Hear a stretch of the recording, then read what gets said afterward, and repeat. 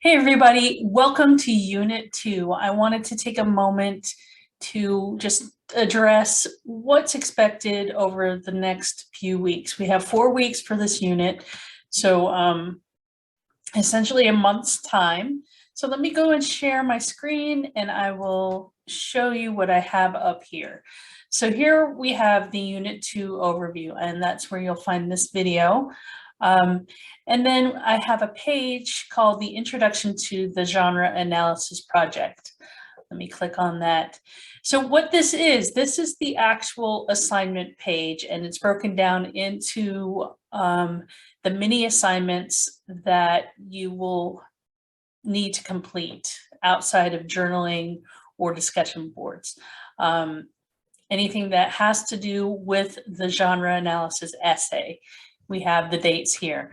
There's also a download, a PDF download of this very same assignment if you want to download it and save it to your computers or print it out. Feel free to do that. So the first part of this project, as I said, this is outside of the journals and outside of any kind of discussion board assignment that I might have. These are more writing assignments than anything else. So the first one is due February 27th. And for that is the text samples, and I'll explain that in just a minute. Your first draft for the essay will be due Sunday, March 6th. That will be followed by another peer review. And that will, I'll expect that by Thursday, March 10th. I'm, a little bit lenient, but not quite as much as I was on the first one because I had that extended date for the final draft to be due. The final draft for this essay is Sunday, March 13th. So you essentially have a month. We are right at the beginning of week 6, which is starting February 14th.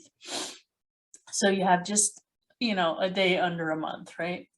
Actually a couple of days because we have a shortened month in the month of February.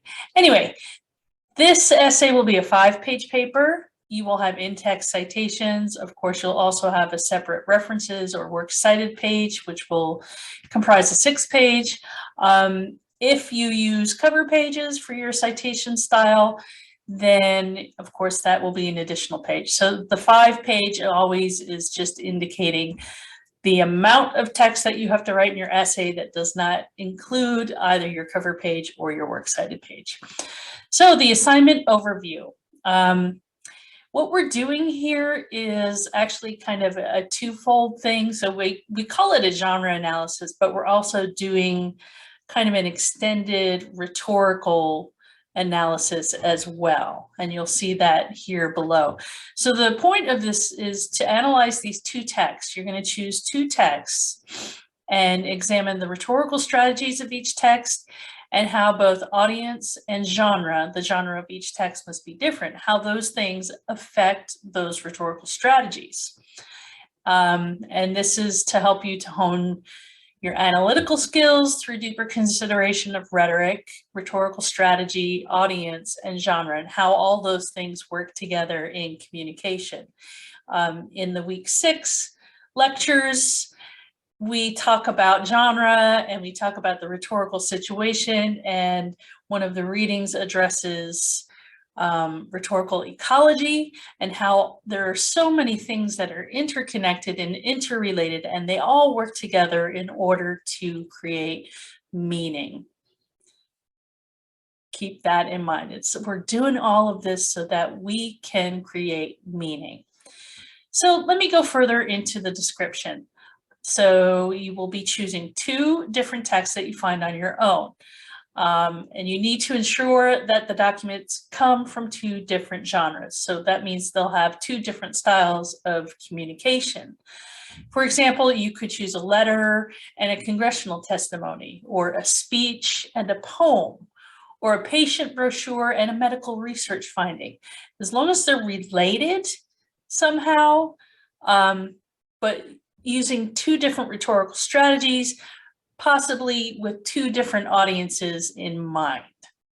And you'll see how genre, the genre that you choose, the mode of communication, if you will, how that comes into play, reaching different audiences, right? So,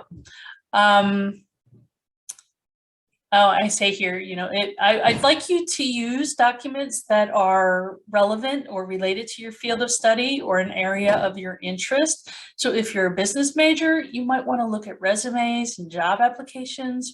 Or if you're an art major, you might want to examine an academic test that was written about a certain piece of art, as well as the artist's statement about that piece. I want it to mean something to you. I want it to be interesting to you. And I know for some of you, to have that kind of reign of freedom is might be difficult. I understand that's challenging, but this course is meant to be a little bit more challenging than Comp 1. So you'll do a rhetorical analysis, and then we have questions here that you can answer, as well as a genre analysis. You're going to identify the genres, what their conventions are, how is the communication in comparison. So we have kind of a compare and contrast thing going on here.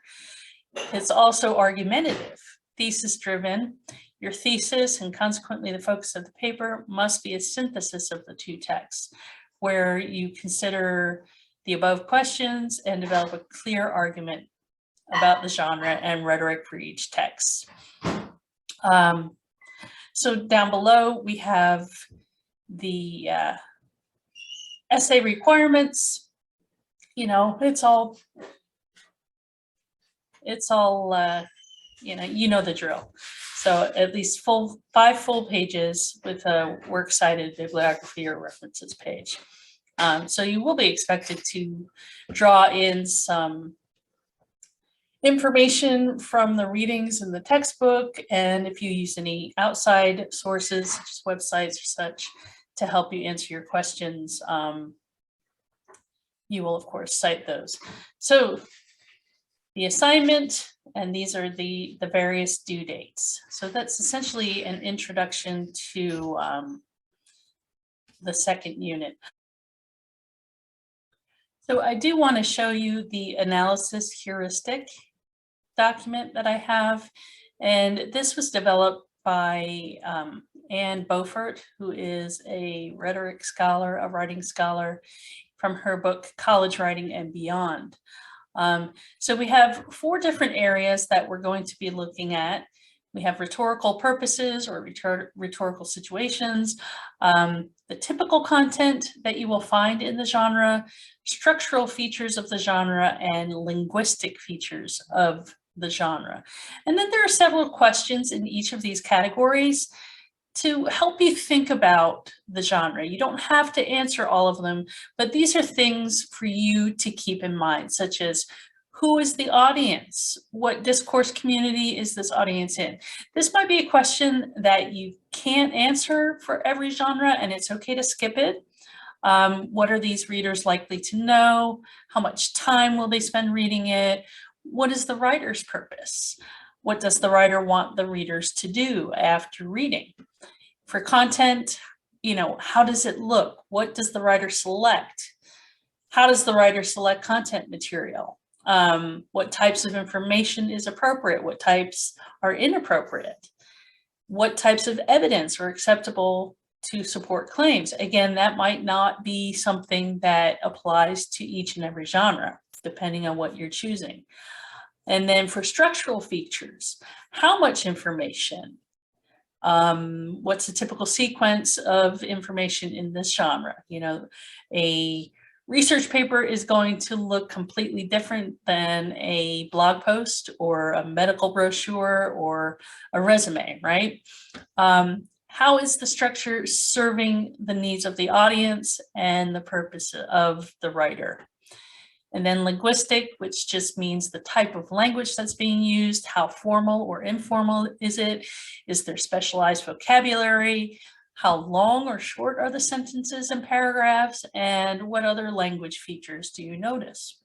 So these are all different questions for you to keep in mind as we move into this unit on genre analysis. So hopefully that clarifies a little bit. It gives you a bit of a heads up on what different assignments are coming up. Again, those are more geared towards the essay itself.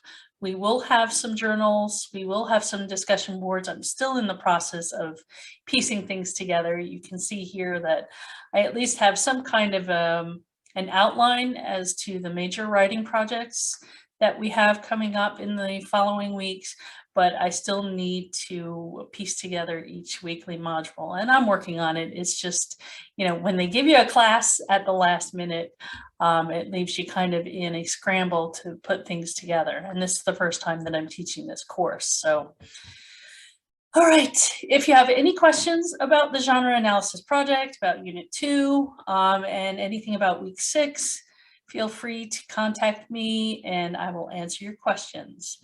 Take care, everybody. Bye-bye.